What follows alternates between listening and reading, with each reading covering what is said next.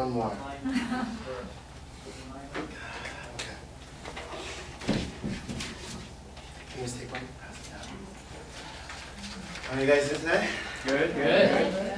My name is Jay. I'm a pastor, or the pastor for Metro Merge.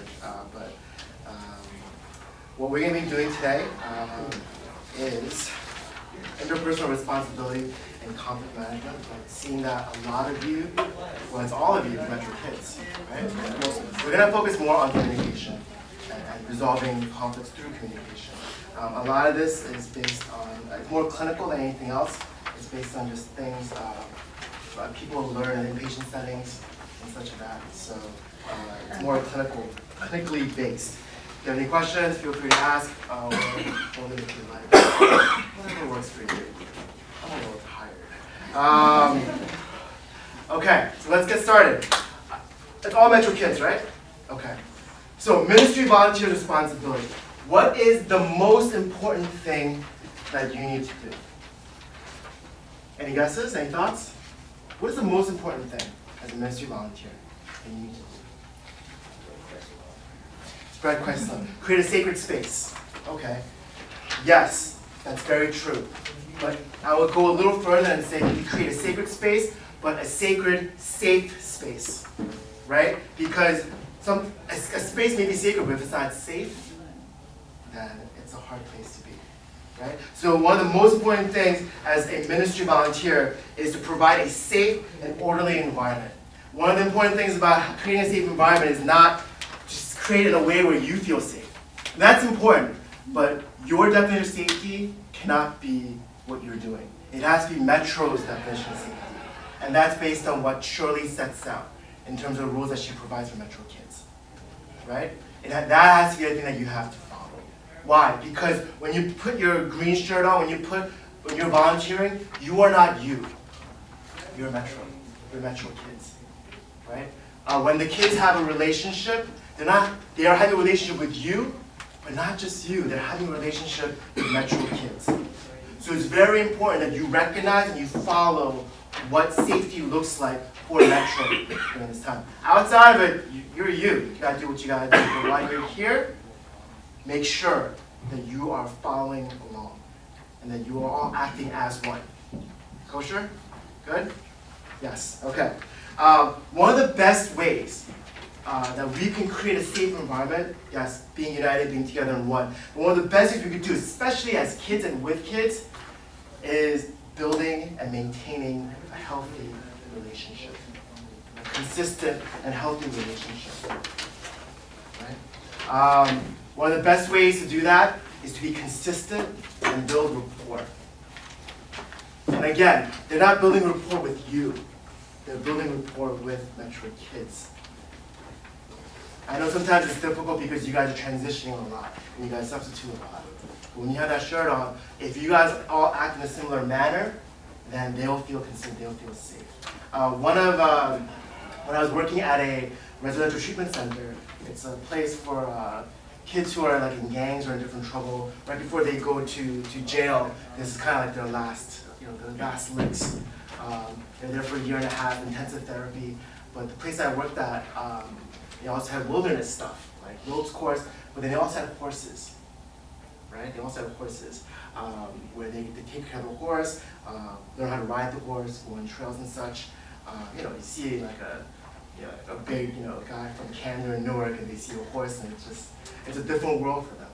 One of the first things you do with the horse is you bring him into like this walking pen, right? And what the horse does when he goes into a walking pen, because you're trying to, I forgot the word, but like match with the horse, I forgot what it was.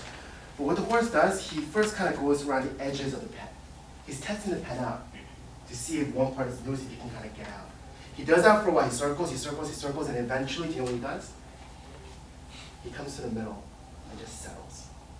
And I think that's a very good reflection, a very good example of how we are as adults, or just as human beings, but especially as kids. For the mothers and the parents that are out here, kids will boundary test you like there's no tomorrow. And if they catch you slipping, oh, they got you, right? If the boundaries are secure, just like the horse and how the horse will come to the center and just relax, kids are the same way.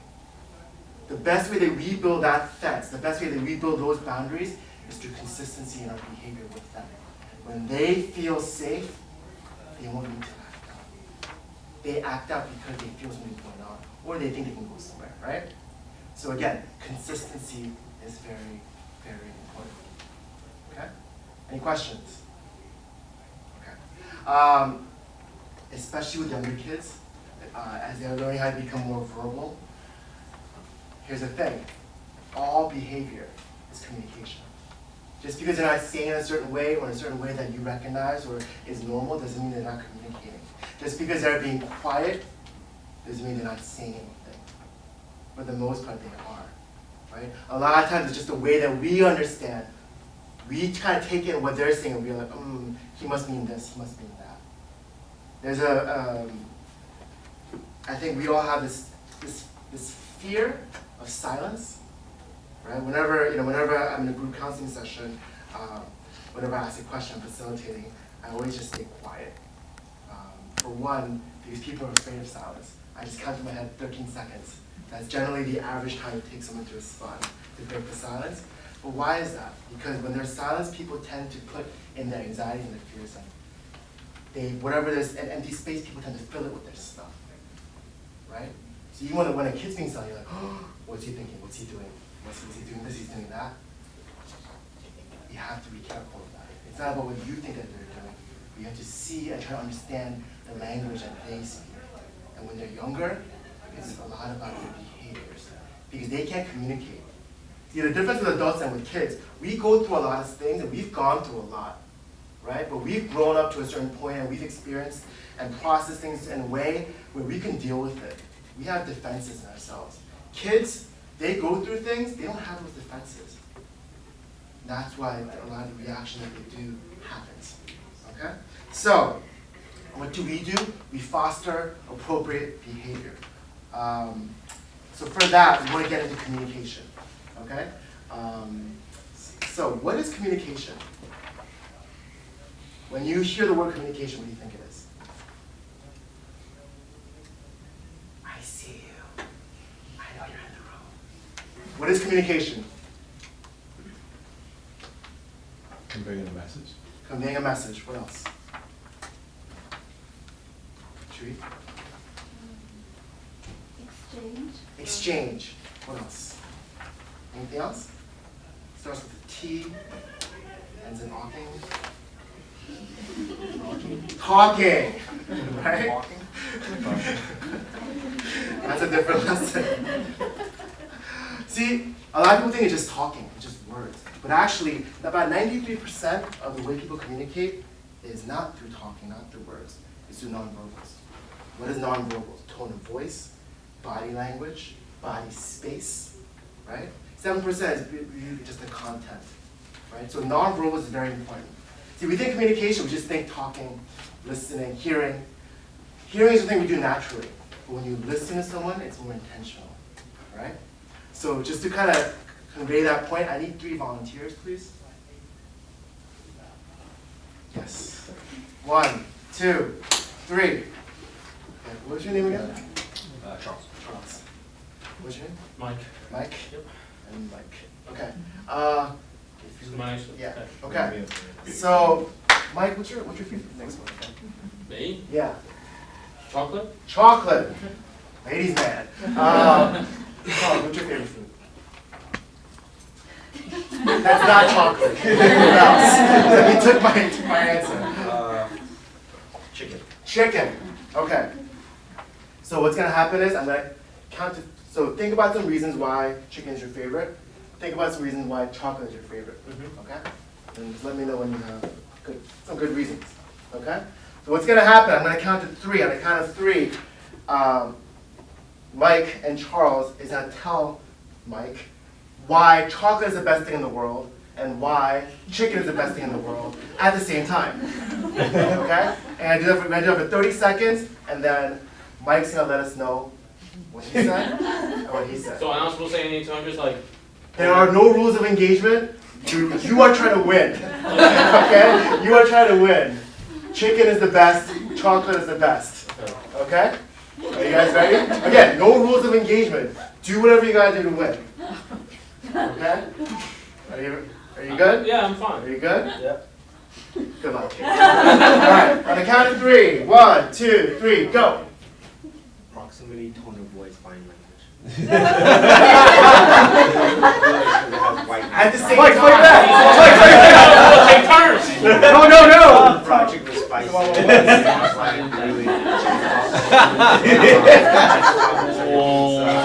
It's really good. Savory and it's an alternative to turkey. And it's also a healthy meal. If you have just like the white chicken breast, you have and then you can have Have it you ever have the anytime. like You can carry with sweet you. sour chicken, Orange chicken. Breathe, Mike, Have breathe! you ever had it in You a know, certain chicken so tasty? You have sweet and sour, so it's like a conflict of different types of taste. Okay, stop. Okay. I don't even like chicken. That means I won, right? Okay, Mike. Why is chocolate the best? Why is chicken the best? Wait, me. Anything else? Okay. Why is chocolate the best? Did you hear anything? Take it everywhere with you. More? You get a nice feeling of hot I was chocolate, listening. right? Hot Oh, cocoa, oh, right? You know? Bring it with you. I don't want. You don't want one chocolate. Affordable, you know, talk about chicken, you know? it's like- Okay. What about chicken? Sweet and sour. Sweet and sour. Orange chicken. We outnumbered you. Okay. Okay, thank you guys. Okay, hold on. So what we're gonna do is this. If you could face this way, if you could face this way. Oh, Okay. just okay. So what just actually happened was, it's not that the three of them had a conversation, it was Mike having a conversation with Mike. Mike was telling Mike why chocolate was so good. But Mike loves chicken. So while Mike was talking and explaining why chocolate's so great, what's Mike doing? Mike's already thinking about the reasons why he likes chicken, right? And then eventually, so what happens is that, who's he listening to? Himself. He's listening to him, but he's also listening to himself, and what happens? You don't really get either or, right? Thank you very much.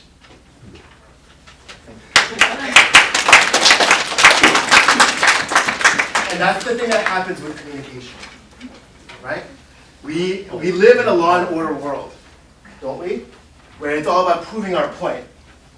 And even if it's not a debate or a discussion, we just want to be right. We just want to be heard. And somehow, in some way, we learn that the best way to be heard is to be forceful, to be as direct as possible, and if possible, take them out, right? So usually what happens, I was looking there, but I couldn't see his eyes. What a person tends to do, at first they start freaking out, like when the world is going on, and then they'll start to do this. They're trying to pick up. What happens? You can't get really much of this, you can't really get much of that, right? And the thing with the human brain, as much as you may think you can, we are not able to multitask, right? We can only switch back and forth very quickly, but that's not multitasking. We can't do two things at once. Our brains aren't made that way, right? So when we're talking with someone, it becomes very difficult because we're also hearing our own voice rather than just the person's. So instead of doing the law and order thing, communication is more like ballroom dancing. Anyone ballroom dance? Here? No? No? Okay. Do an example. It's like charades. Who plays charades? Yeah? Yeah? What happens with charades? What is charades? What is charades? It's a game. It's a game. What do you do in that You game? use your body to have the other person guess what you're trying to portray. You're actually developing a language with that person, right? Because you can't use words, right? You ever go to like a dinner party, hang out with your friends or whatever, and you're like, oh, let's play a game of charades. And there's always that one couple that are just really good, right? You just do two motions and it's like, like, I don't know, like, Teenage Mutant Ninja Turtles, whatever it may be, right? Hi. Sorry. It's okay, but it's because they developed that language. They've done it over and over again. If you bring it back a little bit to the spiritual component, you wonder about prayer. And you wonder why I pray, but I try all these things, but I think I'm praying, but is God really listening? Am I hearing him? I'm not quite sure. Why? You have to develop that language with them. And what is that language you develop? What is that common language? It's the Bible. God speaks through scriptures. If you don't know scriptures, that's why it's really important to know it, because that's the language that God speaks to us with, right? It's important to learn that language, okay? Mike, can I get you up here? Another just kind of way to kind of drill this home. There's a difference between that communication can't just be about accepting. It's not about accepting. It's about embracing. Okay? Susan, you know this, right? No? Okay. I may not, and yeah, just more for example, I don't like Mike, right? I don't like the way he looks, those dreadlocks, I just want to cut him off. This shade of blue, this, like, I don't, what's going on? I don't accept him. I don't accept him. But I can still embrace him. But what does that mean? What does it mean for me to embrace him? What does it mean for me to embrace him? To love him? Okay. What does embracing mean? A literal definition. To hold, to hold. I may not accept him. I don't even, maybe not even like him, but I can embrace him, meaning I can literally choose to open my arms and hold him and show him love through an embrace. Right? Hey, my man. How about it? Not too long, because that's a little creepy. I can choose to embrace him in a way that he feels embraced. Right? In a way he feels embraced. And that's what communication is. It's not about you agreeing with the other person. It's not about you having the same ideals as a person, where you have to accept what they're saying. It's embracing what they're saying in a way that they feel embraced. Listening to them in a way where they feel heard. And with kids, especially, it's not easy. Because they also have preconceived notions of who you are. Because you're an adult. I was in second grade, I got in a car accident, I stayed home for a day, 3 o'clock hit, doorbell rang, my teacher came to see how I was doing. I freaked out, because I thought teachers lived in school. How dare you come outside of school? Kids have preconceived notions of who you are. Even more the fact that you have to embrace them. Have them do it in a way where they feel heard. Growing up for you guys, professionally, personally, what was the best way you learned? What's something that you learned really well that you remember? Sports. Sports. How did you learn sports? Practice. Practice. Practice what? Like YouTube practice? Like what? How do you practice? Doing actively. With who? Myself or with others. Okay. That's your Like tip. who others? A coach? Coach. Coach? Friend. Kind of showed you how to do it? Yes. Kind of did it with you? Yes. Okay. That's what we call modeling, right? Especially even, back in the day when before they had, well, internships aren't really what it used to be, but like apprenticeships, right? When a kid turned 10 years old, they sent them to the local blacksmith to learn a trade. And you literally lived with them and did it with them, right? You have to model the behavior. You have to model the listening. So if you want someone to listen to you, what do you have to do first? You have to listen to them. Not just, well, I listen to them, so now it's my turn, kind of thing. But listening to them in a way that they feel heard. Because once they feel heard, what are they going to do to you? Yeah. Because, like husbands, if you want a present, what do? You give your wife a present first. You do it at a certain price point, so that'll get you right a little bit lower than what it is. I wish that was true. I never get anything back. And it's getting recorded. So that's awesome. So how do we actively listen? It's going to go down to 4 basic things. But again, I've been doing this for a long time, doing training, I do it with my wife too. We still fight, we still argue, right? It's not a natural thing, right? But I want you to understand the concepts and the principles behind it. And then try to incorporate that into the way you deal with each other, the way you deal with the kids, okay? First things first, if 93% of communication is nonverbal, Mike, can I borrow your chair for a moment? Yes, sure. Yes. So what am I saying? Distracted. Distracted. Bored. Not interested. Apathetic. Or distracted, right? Okay. What if I do this? Engaged. Engaged. Why? You knew, but why? Body behavior. What kind of behavior? What specifically showed you that I was being engaged? Looking at it in focus. In focus, okay. The eyes. The phone was away, right? That's something I have to learn when I'm at home. The phone is away, right? Body language means a lot. So for a child, thank you, Mike. For a child, what does that mean? What's the most important body language when you're talking to a child? Can I borrow that chair? Sure. I'm sorry. No, no, I'm just gonna do this to Bernice because I know Bernice and she won't hurt me, right? Because kids are usually smaller than you, right? Hi Bernice. How are you doing today? Yeah? you? I'm okay, you know. I went out to the city last night. Right? For one, appropriate conversation. For two, this, you don't want to tell them like, drinks you had last night. But this, physical space for one, right? But for another, you're a lot bigger than them. So what's the appropriate way of talking with them? It's not this, right? Eye level, or even lower.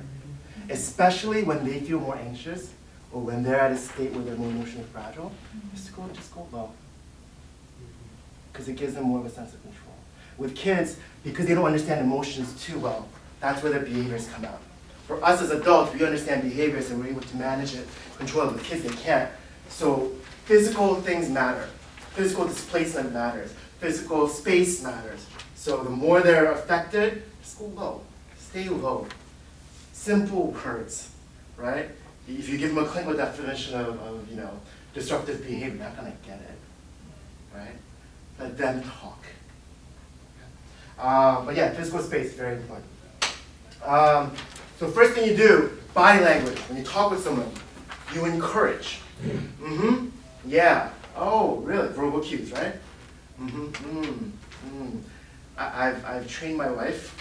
Not I'm trained, but she's trained me. If I don't do that, she's like, why aren't you listening? Oh, gosh. Right? Keep forgetting to record it. It's horrible. Non-verbal cues. Shoulders. Not neck, shoulders. Right? Appropriate physical space, and you're facing the person, looking at them. Also, you have to be mindful of culture. Like most Western culture, direct eye contact is what? It's a sign of respect. Asian culture, very opposite thing, right? But overall, I mean, I'm talking about this and that and this. Let me just do a caveat. This is not a medical diagnosis where you see the symptoms of a certain thing and you diagnose a disorder or a disease. You're treating a person. Just because, oh, Asian person? Okay, I can't do that. Like, you don't have to do that. You don't know where they are. They don't know who you are. But you know what? Henry Nouwen says this: the most universal is the most personal. Or the most personal is the most universal. Because we could be different ages, different sexes, different experiences, different trauma, different anything, everything else, but we're still human. We know love, we know pain, we know fear, we know hurt, we know when someone cares.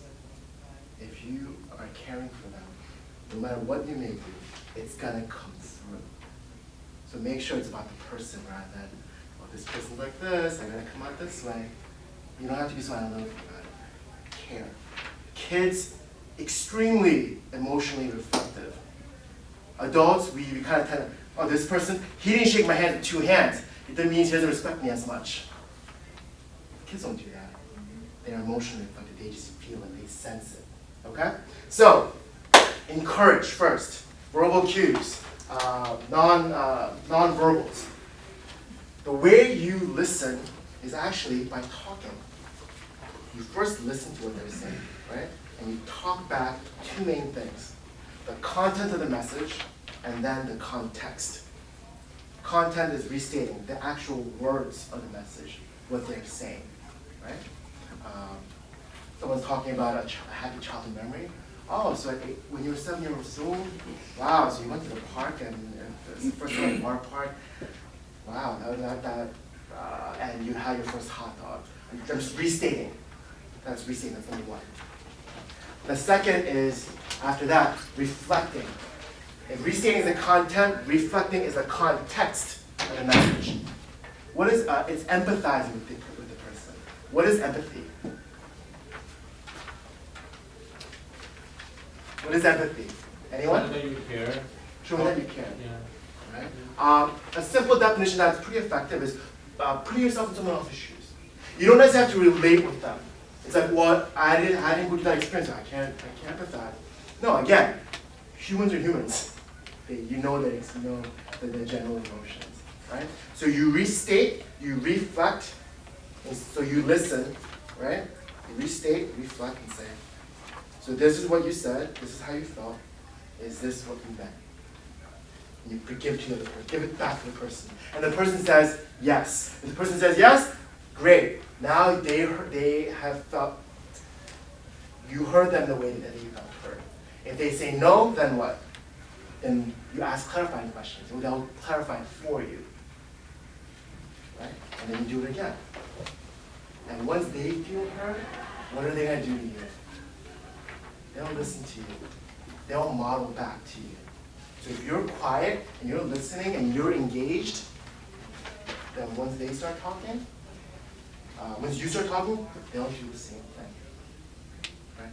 Opposite way, if you guys start fighting, right? If you start raising your voice, what happens to the other person's voice? It gets louder. Tend to mirror, right? Same thing. If you bring it down, they'll bring it down. If you bring it down, they'll bring it down. If kids tantrum, you stay down here. You don't change. Because when you change, they already got you, right? You stay at that place. And eventually they'll come down. And you do this long enough and you keep this boundary, then they know they don't have to go here for you to listen to them. Okay? Any questions about the 4 things? Encouraging, restating, reflecting, summary. Anything? Are you sure? Are you sure? Okay. Yeah? Okay. Storytellers. Did you feel heard? What are storytellers? Raise your hands. Okay, just who felt heard? Did you guys all feel heard? No, she ran it right down. Okay, Mike, why did you feel heard? What are some of the things Christine did that you felt heard? She looked at me. Okay. She nodded her head. Okay. She even at times I kind of smiled and The non-verbal cues? giggled a little. Okay. And then of course she was able to reflect and summarize very well. Okay. All right. Who else? Who else was a storyteller? Oh. What's your name? Connie. Connie. Yeah. I definitely felt like she was listening. She was looking at me and she asked questions about the details of my story. And then she was able to read the questions. Okay. Okay, storytellers. Any other storytellers? Juhi. All of the above. Okay. You waited for that one, didn't you? Anyone else? Any other storytellers? Winnie? Yeah. Yes. Yeah, she heard what I said and she summarized it. And, Mhm. yeah. One thing I noticed, and I know it's a quieter room, shoulders. A lot of you guys are right. Right? Shoulders. Okay. I need 2 volunteers. 2 brave volunteers. Well, you already went, Mike. Oh. But someone else. You got a hand raise right there. Huh? Oh, Hey, yes. Yeah, Mikey. Mikey. oh, Mike, you guys. I need one more. I'll do it. Yeah? Okay. Yeah, Dennis. Dennis. Like,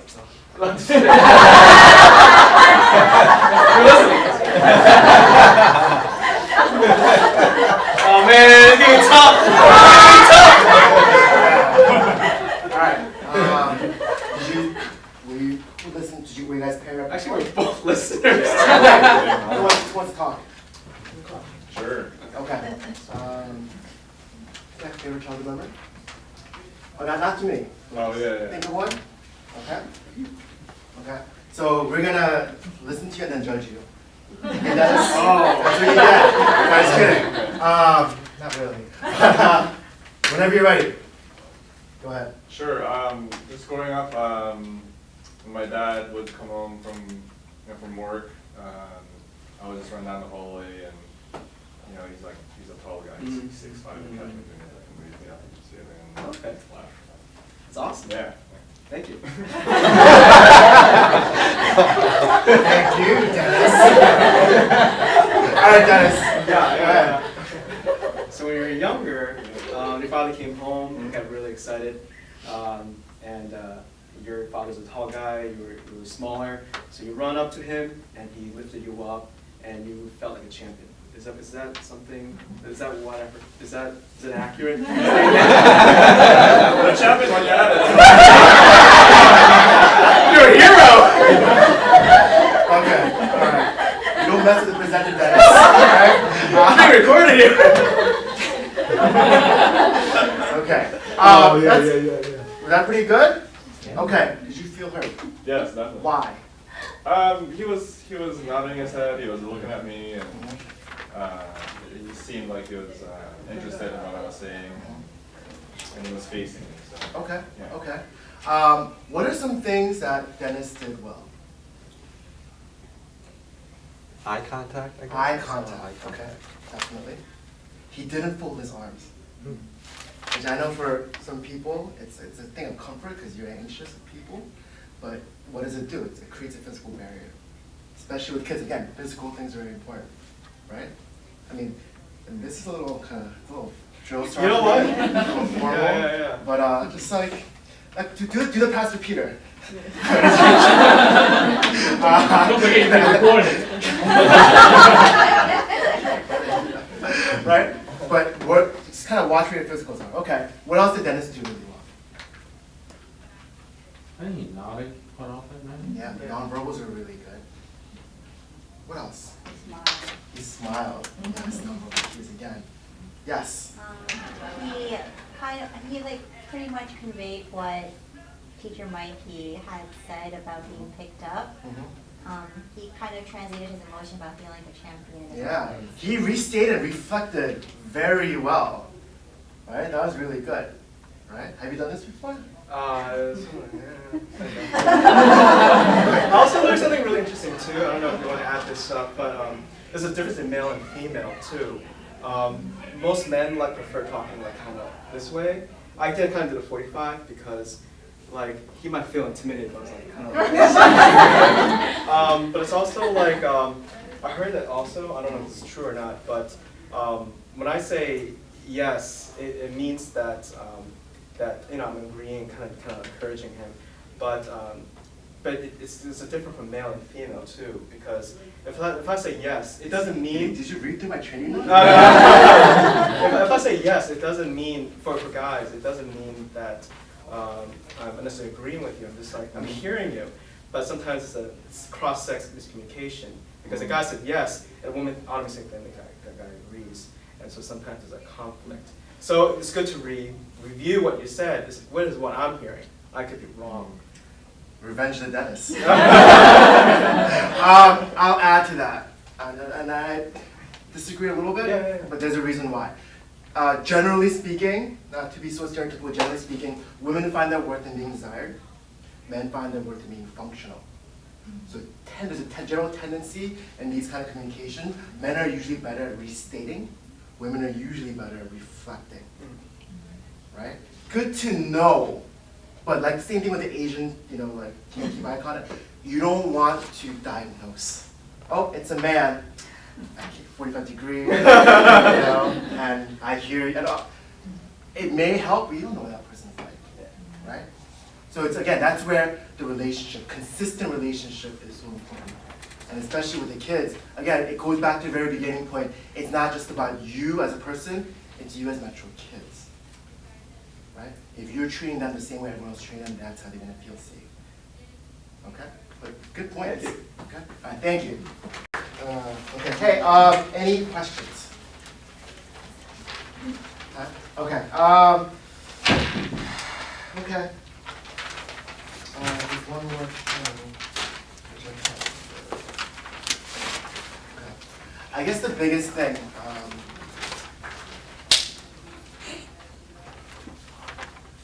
yeah, I think I'll just end with that just because it's Metro kids. They understand love a lot better than you. No disrespect, right? And there's a phrase in Korean, which I'll say because, well, it's your first love, right? And for Korean people, when they say that, 첫사랑, it's like it has a particular meaning. I guess for other cultures too. But it's like your first love is your first love. It may not be your husband, it may not be your wife. It doesn't mean, there's anything fishy about it, it's just your first love because you went through it, right? It's that first experience. Your kids are experiencing a lot of firsts. They're going through a lot. And this is actually more merged in X, but as they go through, they're going through a lot of physical changes, they're going through a lot of new experiences. The safer things are for them, the more consistent things are for them, the better that they'll be. So please remember that. And please remember, I think it's really important that you need to check yourself at the door. I know Pastor Shirley does a thing where if you're not good, you let her know. That's so important. Because you may think, I got myself covered. I had a crappy day yesterday, I had a fight with this and that, and I'm just, but I just gotta man up and go, no. Because they don't know. They can't tell you that they know, but they'll experience it. They'll experience that negative emotion. They're very reflective, and they won't know what to do with it. So please be responsible in that way. Okay? One of the best ways that you learn about yourself is when you teach children, because they are a canvas to you, and it's especially for parents. Parents, when I was working in outpatient clinics, parents would bring in their kids and they'd fix him. He's the identified patient. I snicker, I do 2 sessions with a kid, then I bring the parent in. Because it's not the 95% of the time, unless it's psychiatric, it's the parents. You wonder why the kids are being disruptive in school, you wonder why this is happening. What are you doing at home? That's usually the way it is.